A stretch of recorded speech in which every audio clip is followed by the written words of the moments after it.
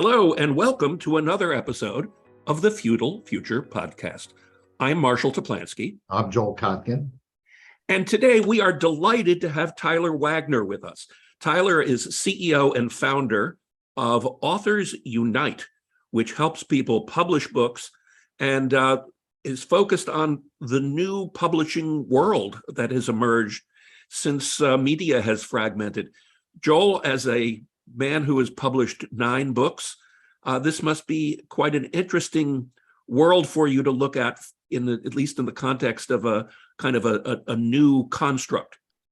Well, yeah, I mean, I think the what's been happening with publishing, and I'd be interested in what your reaction would be, is, basically from a business point of view, the advances are much smaller than they used to be. The big publishers seem to now choose books because their staff likes their politics, as opposed to actually whether anyone actually wants to read it. So, what we've been seeing is this shift from this sort of mega publishing to a more dispersed publishing. Where do you think this is headed? I mean, are we headed to a world where there'll be, a lot of little publishers, and it will be the authors that people will climb onto, as opposed to the publishers? Yeah, so I think okay, so there's a lot with that. So what I would say is that I do think, like, the significance of having a traditional publisher is lowering day by day. But I would say, and when you said the advance thing, right? Like, I would even say not even just lowering, but even just getting an advance at all is very rare at this point, right? Like, unless you already have like a huge following and that publisher, and I do agree with the political comment you said too, like that definitely happens. But like, I only know of people getting advances if they already have like 1 million followers on Instagram, or they already have a proven track record of selling books. Other than that, it's just not going to happen. And honestly, I think, and you would know this better than me, Joel, but and in most cases, isn't it that the traditional publisher gets like 80 to 90% of the royalty? Yeah, they do. So it's like, even if the advance is like, I don't know, 50 grand or something, in the long run, it may benefit you to keep, the 80, 90% instead of giving them that over. But to answer your question, I think I don't think the traditional publishers will die. I think they'll stay around. And I think some other publishers, like hybrids, we work a lot with Morgan James Publishing. Have you ever heard of them? Or Greenleaf? These are like, yes.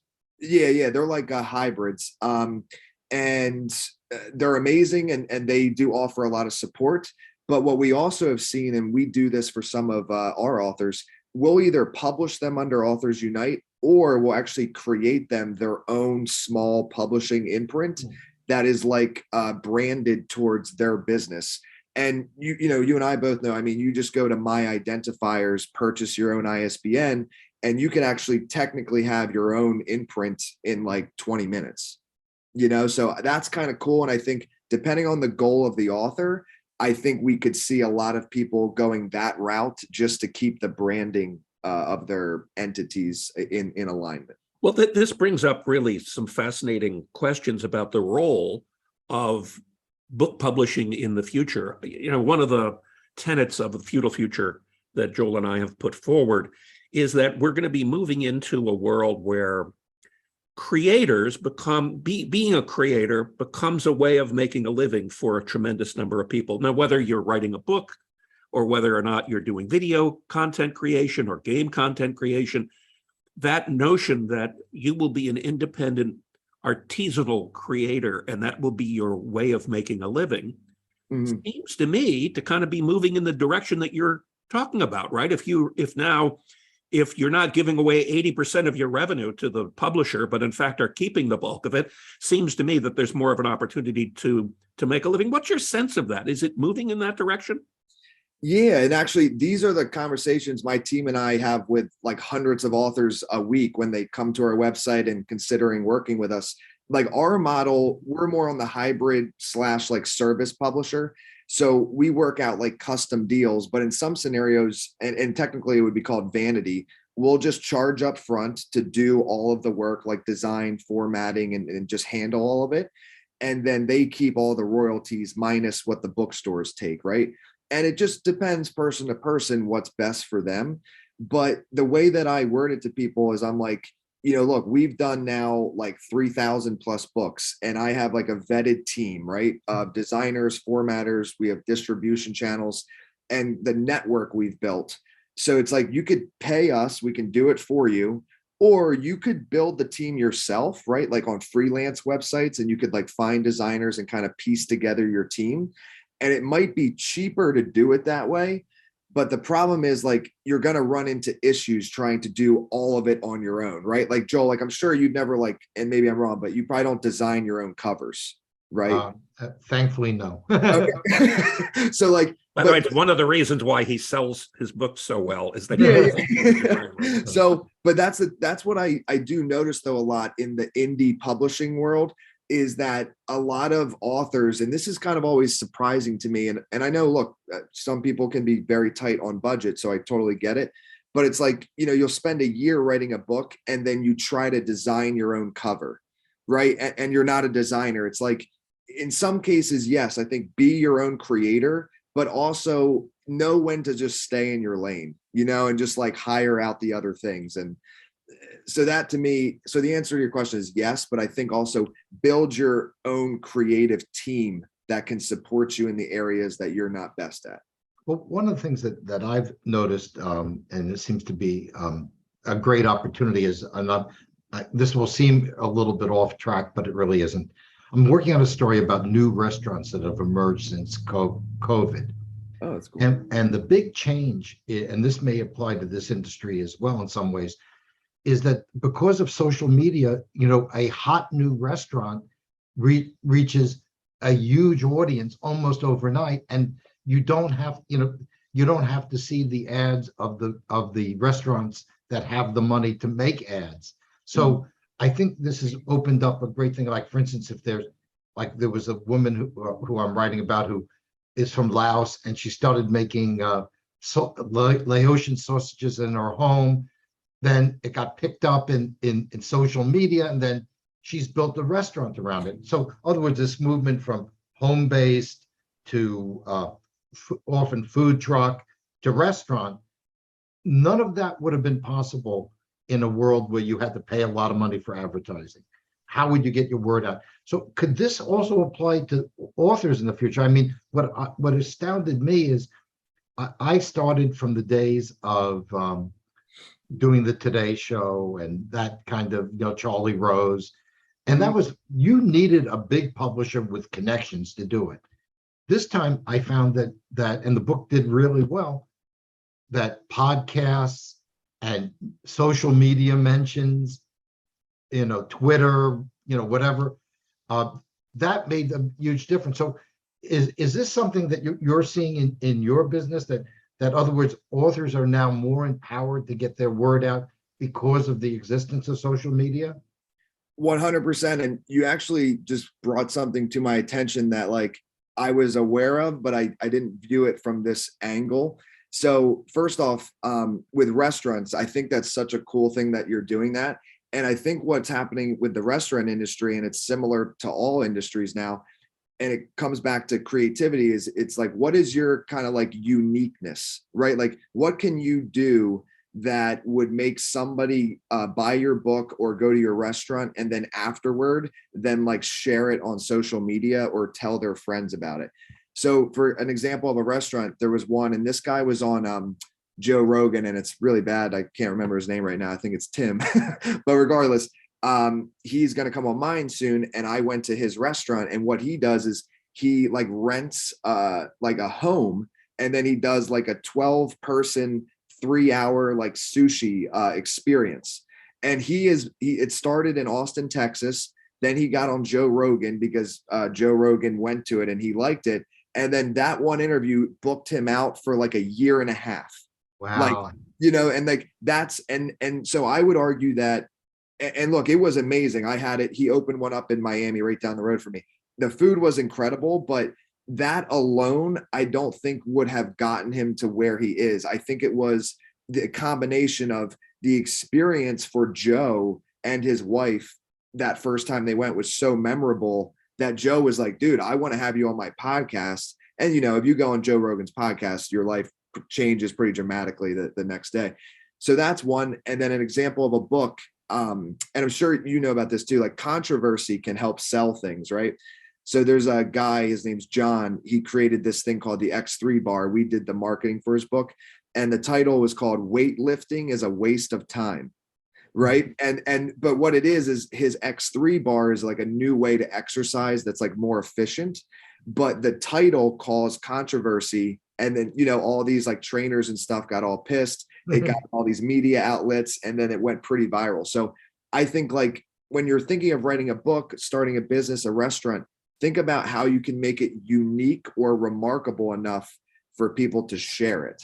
And that's where social media is like limitless. Whereas before you had to get through the gatekeepers. So Right now you have direct access to the market. Yeah, there's no gatekeepers anymore. So if you create something unique enough, if you're creative enough, the only thing between you and that going viral is your thumb pressing like publish. Like that's it. And that's really cool. That's really empowering, as you know, we started with that question. So for sure. You know, you mentioned something earlier when we first started the podcast, which was, I kind of took it this way, that publishing books these days isn't necessarily just about you as an author wanting to get your unique vision of the world across or your unique expression of the world, but that it's often kind of a side hustle to help promote or enhance the value of the real thing that you do for a living. What are you seeing in that? Is that generally accepted now as a marketing strategy, basically, for your business to be able to write and publish a book? Or is there really is it purer than that? No, you know, so, and I love this question. So what I want to say to this is I would just say that we want to be careful about going too far in that direction. What I mean by that is the new kind of cliche is the book is the new business card. Right. And as much as I like that, and a lot of people hire us for that reason, the only thing that scares me about that is that I do see a lot of times that people will just get a book out there and not really put full effort into it just so they can have like author or best-selling author next to their name. And that's the business card. So to answer your question, I'd say 100% that is the reason a lot of people hire us for that, where the book adds a lot of value and then it funnels people in to like buy their course or hire them as a speaker, pay them as a consultant, whatever the back end is. And that's totally fine, right? Because normally you don't make much money off book sales alone.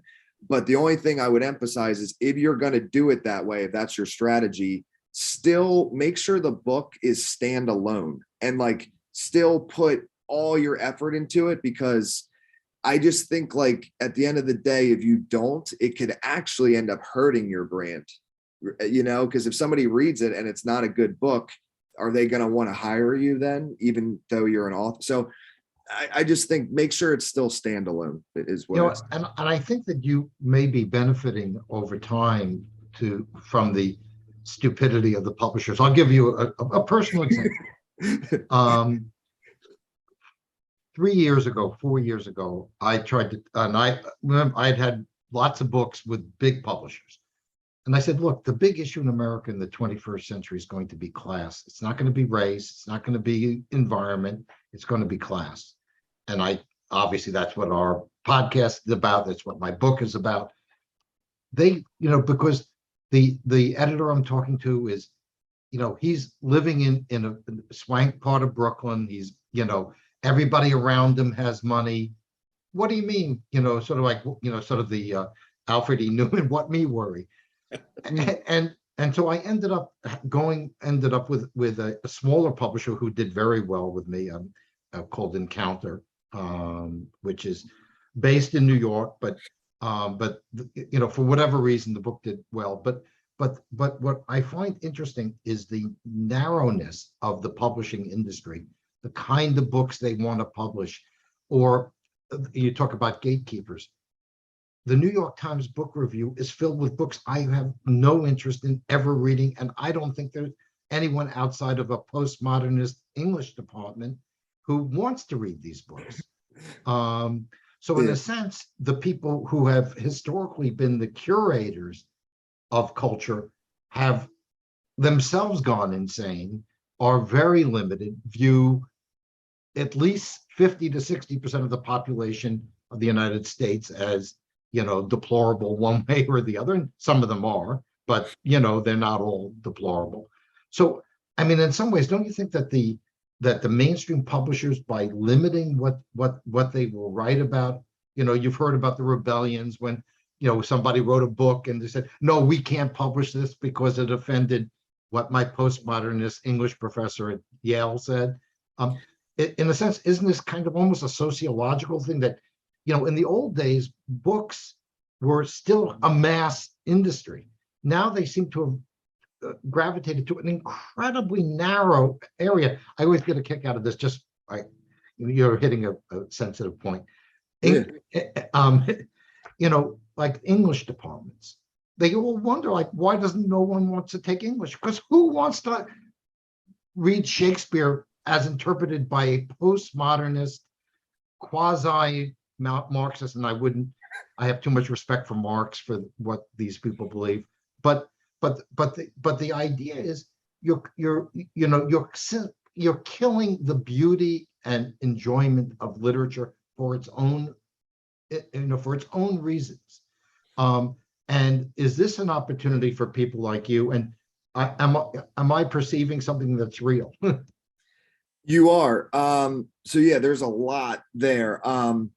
And I'm trying to cycle through because there's actually some topics that I don't think I can mention at the moment, but are coming out, with like NDAs and stuff. But what I'll say, and what I mean by saying that is, there has been many times, hundreds of times for sure, that we have ended up publishing an author's book that would have otherwise gone with a traditional publisher, but because of the topic and, like, I guess the publisher being afraid of offending people or whatever it is, the publisher denied that person, and then they come to us. And ultimately, and I mean this in a way of, like, as long as our team can edit it and, like, make it a good book that we would be proud to put our thing on, I don't care if it's even and I'll just, this might sound a little crazy, I wouldn't even care if it was like pro-communism, which I'm the opposite of. To me, we need to have conversations, right? So it's like, if somebody wants to write a book that's pro-communism, I would actually be like, okay, I would be curious to read your argument. Great idea. Get somebody to do it.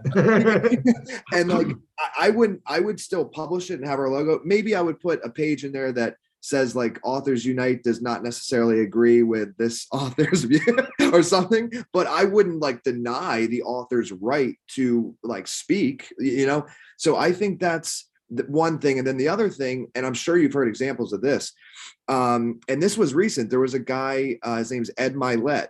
I don't know if you've ever heard of him, but I think he's like a multi-billionaire business guy. He just came out with a book, pretty well known that he's pretty right-wing, I believe. And for anybody that's listening to this, I don't know the exact stats, but I think his book sold like 100,000 copies in that area over like a couple weeks. You and I, or all three of us, know that is more than enough to hit any of the bestseller lists by, like, far.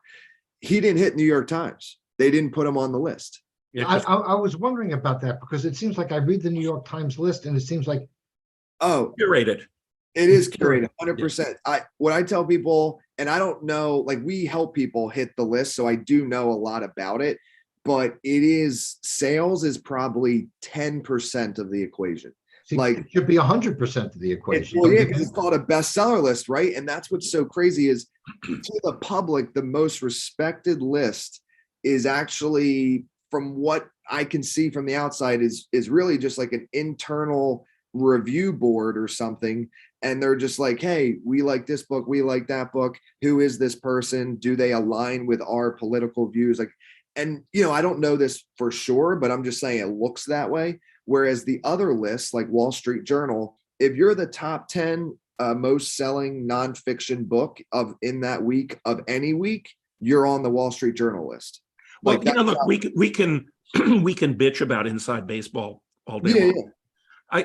Question for you is there even, as educators, Yeah. we come across students all the time. We assign them books to read, and half the time they don't read them. And you Even our own talk book. to students, and you maybe buy them a beer or something and say, okay, what's really going on? They don't read anything, right? If they read anything, it's an audible version. The idea of consuming words on a page visually seems to be an anachronism. What are you finding? Or graphic novels, for that matter, too. Yeah, right. Right.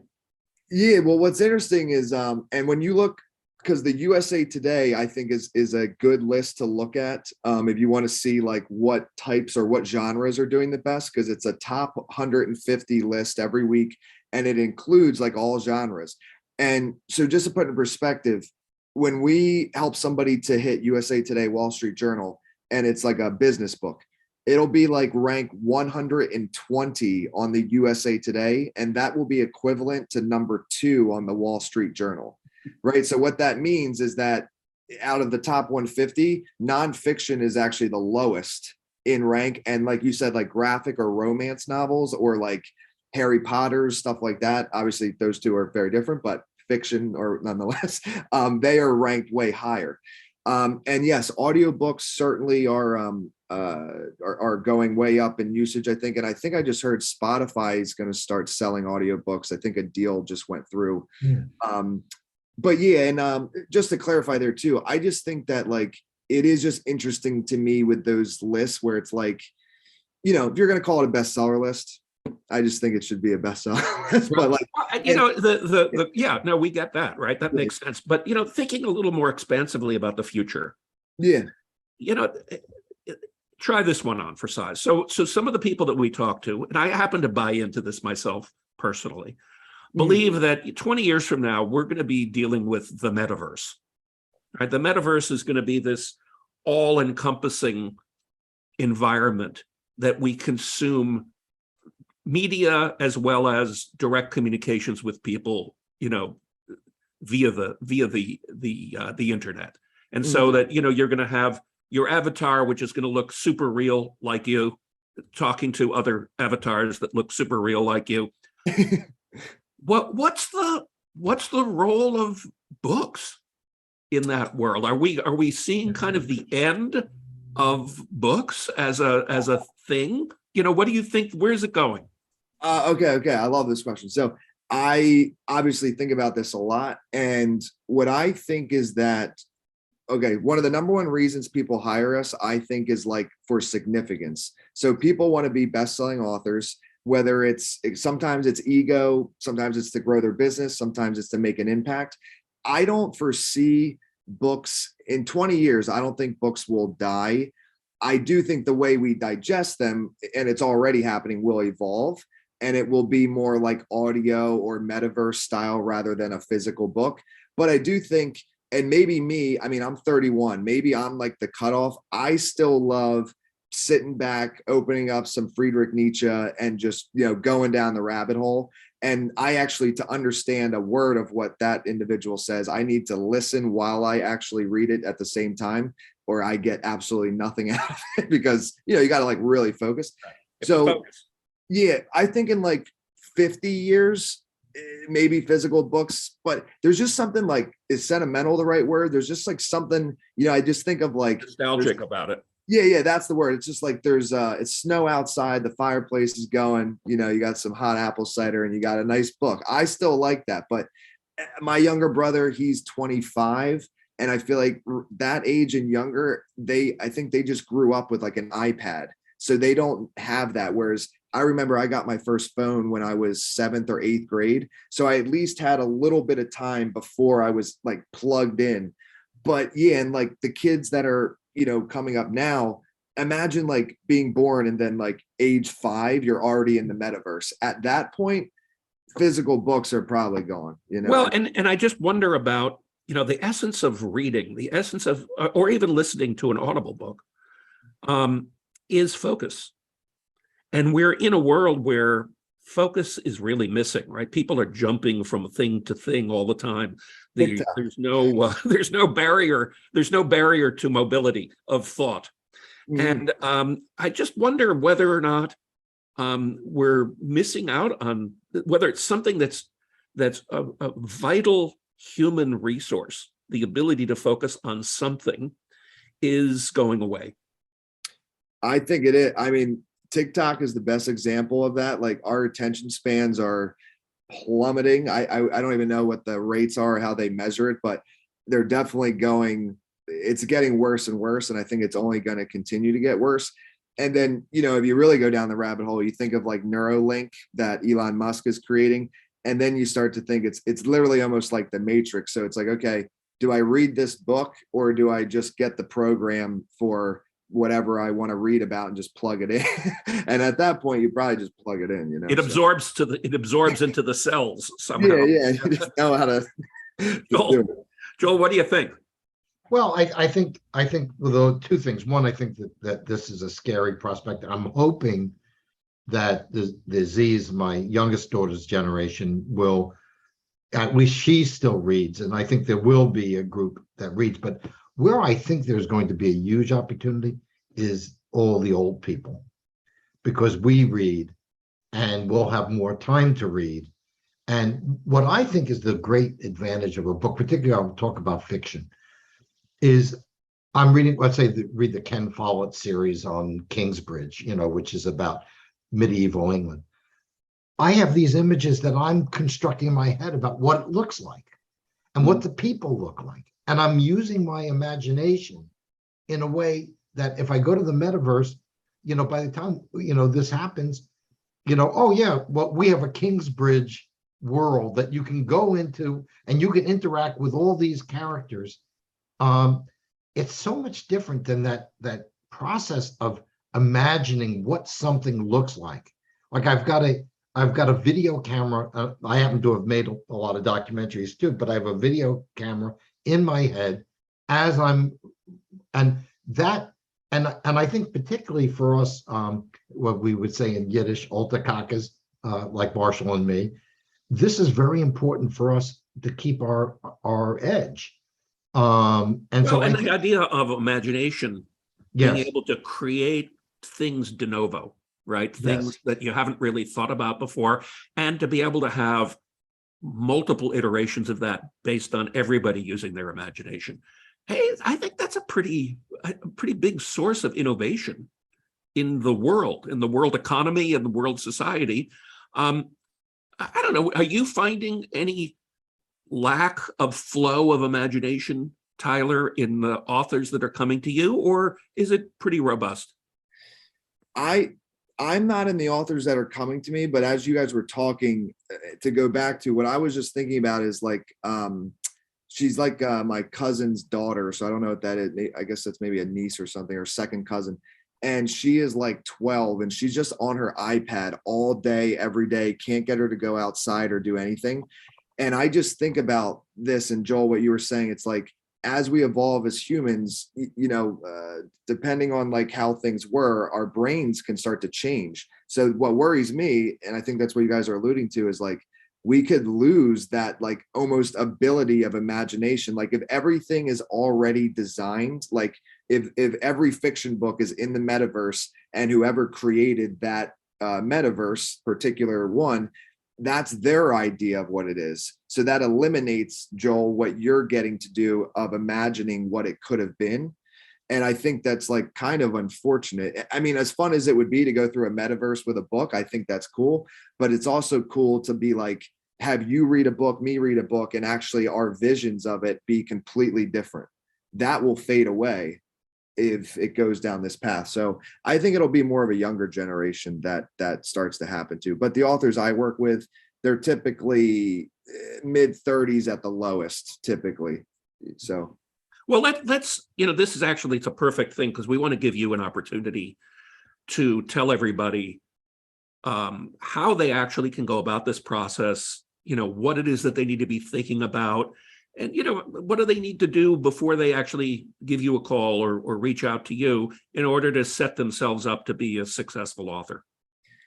Yeah, I think it's really just reverse engineering it. So, what is the end goal? And then that's how you map everything out from there. But with us, we meet the author or upcoming author wherever they're at. So, and Joel, I'm sure you've heard of this too, like ghostwriting. So we actually offer that as well. So say you have an idea, but you don't want to go through and Joel, maybe you like it, but I find writing painful, and I run a publishing company. I think it's painful. Joel is the opposite. Joel Really, lives for this and is just, by the way, if you don't mind Yeah. my selling a little bit on your behalf, Joel, one of the most talented manipulators of the English language that I've ever met. I mean, really fabulous writing style. So you like it, but I get that other people don't. Yeah. I mean, I like when you get into that flow, there is some pleasure in that, but the hardest part is getting into that flow state, I think. But regardless, say if you have an idea, but you don't want to spend the time, then like we have people that will actually interview you and then write the book for you. And then we take care of all the publishing and then marketing to get you on a list, and then ongoing marketing to really give the book the best chance. Because I think what happens to a lot of authors is they launch the book and then their family members buy it, and then the market's just so crowded, your book never really has a chance of success. So what I believe we do at Authors Unite is, I can't guarantee your book's going to be a long-term success. I don't think anybody can, but I can guarantee that we'll give it the best chance it has. Like, we'll get it into thousands of people's hands. If they like it, they'll tell their friends and then it'll grow. And if they don't, then, write another one. Try again. So, well, thanks. And Tyler, how do people get in touch with you? Main website's just authorsunite.com. And then if you want to just message me, my Instagram is Tyler B. Wagner. Great. Well, I want to thank you very much for being a guest on the Feudal Future podcast. This is such an interesting question about what we're evolving into as an information society as well as an entertainment society.